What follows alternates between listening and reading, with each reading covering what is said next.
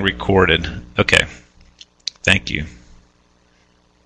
So let's get started with the introduction to the material. Let me scroll down here. Again, this file should be available to you on the Bridging Nations website. So I think we're going to basically look at a couple of things, reasons why we're interested in green buildings. What's the whole point of doing a green building or a sustainable building? So really coming back to some of the basic environmental issues that we're dealing with, energy issues, and how is a building or making a building different going to solve or help any of those issues. So this is really an effort to give some background, and then we'll go into an introduction and really kind of an overview of basically what it takes to make a green building, what are the concerns that we have, and how are we approaching the overall kind of topic of sustainable buildings. So here we have our first slide, why study sustainable buildings.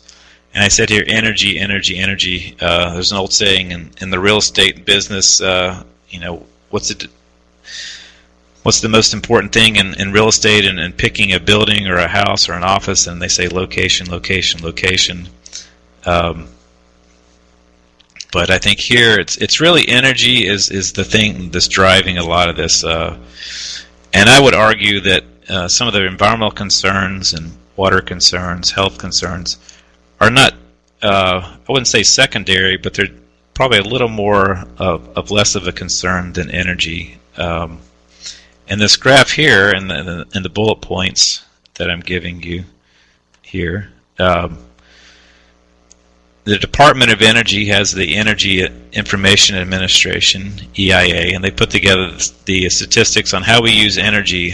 And a classic, let's see. Just see if I can zoom in a little bit. I think I can. Yeah, that a little better for us to see. How about that? There we go. Not too bad.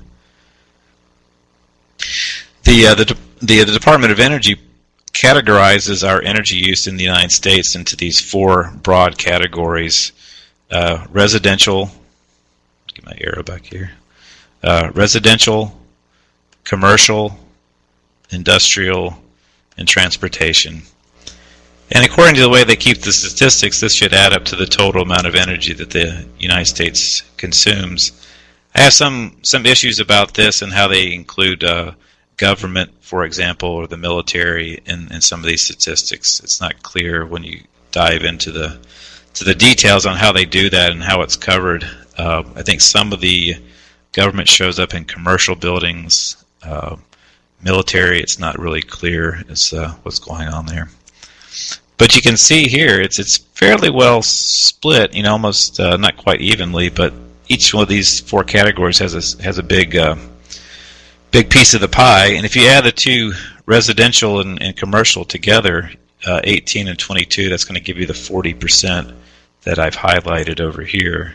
So 40% of the total consumption of energy in the United States is due to what's being used in buildings. And we could break that out even further, and how's it being used in residential and how's it being used in commercial. And if we do it that way, I've done an analysis of my own based on the statistics that the DOE provides. You kind of have to get in and play around with their numbers and add things up or split them out. And 9% of the total, so 9% of this total pie here is going for space heating. So basically just keeping a building warm in the heating season, which would be this time of year, late fall, winter, early spring. So an amazing amount of energy is just dedicated to keeping the climate, the indoor climate of our buildings at a comfortable level.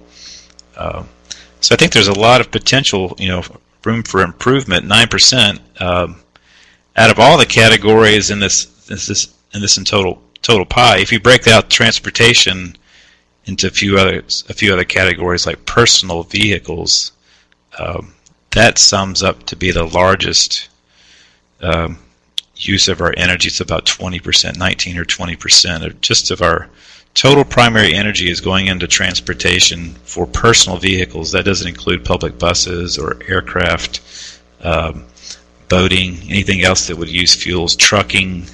That's all above and beyond. So that out of this 28%, almost about 20 of it is for transportation. So you can see that the buildings are responsible for a lot. Lighting is the second largest category, and if you add the residential and the commercial together, 7%. So you're adding these two together, 9%, 7%. Now you're 16%. You go in and you add hot water, another 4%. So now you're at 20%. So over half of the total of the 40% of energy for residential and commercial is being used being used by buildings. Okay, let's try this out. Now Zach has raised his hand. Let me see if I can call on him. Okay, I'm going to approve you, Zach. And let's see. I should be able to give Zach the ability to speak. Let's see. Professor Tilley? Yes, Zach. Of this percentage, how You should now have the ability to speak with us. Go ahead. much breaks down for air conditioning and cooling? Air conditioning and cooling. I have those statistics on a chart that I've created. I don't have them on the top of my head. But those are definitely the other big categories. Appliances would be the other major. So if you look at these three we have here, space heating, lighting, refrigeration, you can usually break that one out from all the other appliances. It's a large category. And then cooling would be the other big category. I could share that. I have a nice little bar graph that I've used that I'd be happy to share with you. But good question. All right, good test of the hand raising also. So I'm going to disable. Do you have another follow-up question on that, Zach? Or I'm going to disable your audio. Great. Okay. So all right. So no doubt energy is a big story with buildings. Let's see here. I'm going to try to. Good. So let's move on to the next. Okay, so now just thinking a little more philosophically. There before we were thinking some of the nitty-gritty details here. Okay, well, I was trying to highlight my diagram.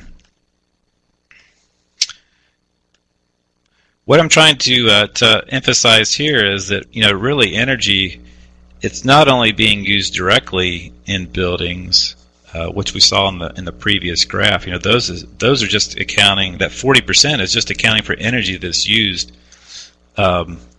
directly within buildings. Now you have to make an exception for electricity, and that was accounted for in the previous graph.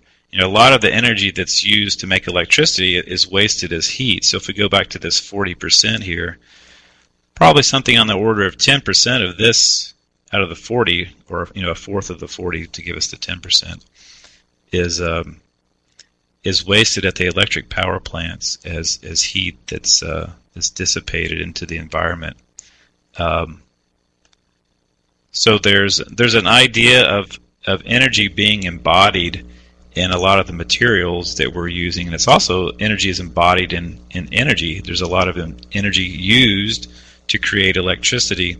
So if we come with the idea of embodied energy, we can look at the total amount of energy of one kind that it takes to make another type of energy, and see that if we're just looking at the direct use, say at the building level, we may be missing a large piece of the puzzle in terms of the energy puzzle if we're not looking at the energy that's used off-site, to make the steel or to make the concrete, or even to make wood into lumber and plywood and the other composites. The plastic materials, obviously, a lot of embodied energy, petroleum usually used heavily, natural gas used heavily to make a lot of the plastic type of petroleum-based products that we're using in buildings.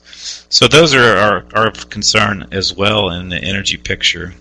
What I wanted to point out here with this diagram was is it really takes these different types of energies here. Let me see if I can zoom in a little bit more. There we go. So if we have a production system here that's using energy and it's creating something that's useful. So say, for example, this was our, and say it was a steel manufacturing plant producing steel I-beams that we're going to use in construction. It takes a lot of different types of resources to make that steel. It's going to take the iron ore. Where did the iron ore come from? Well, it came from a mineral that was produced in different concentrations in mineral deposits around the world, and from highly concentrated to lower concentrations. So there's energy that's used by nature to actually make the deposits itself.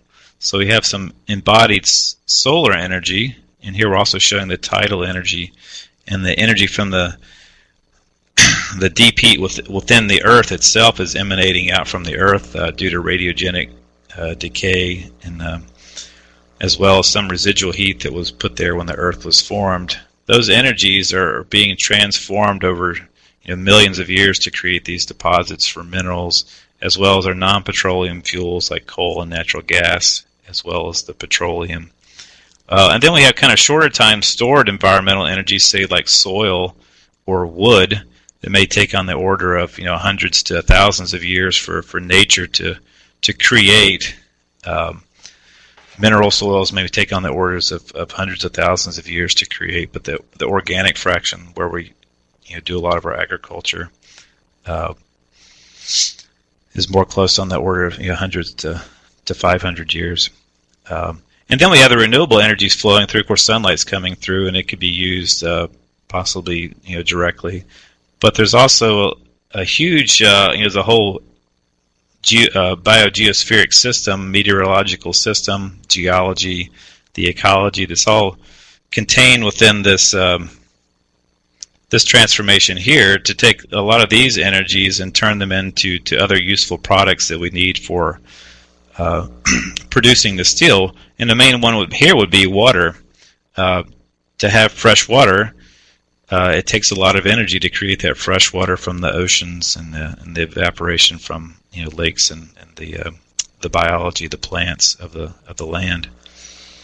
So there's embodied solar energy that's embodied in all of these flows as we go up through here. Some of them over long periods of geologic time, some of them over shorter periods of time.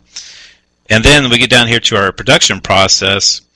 Some of those are used directly, right? We might be needing to use water for cooling our producing steam or cooling our steel.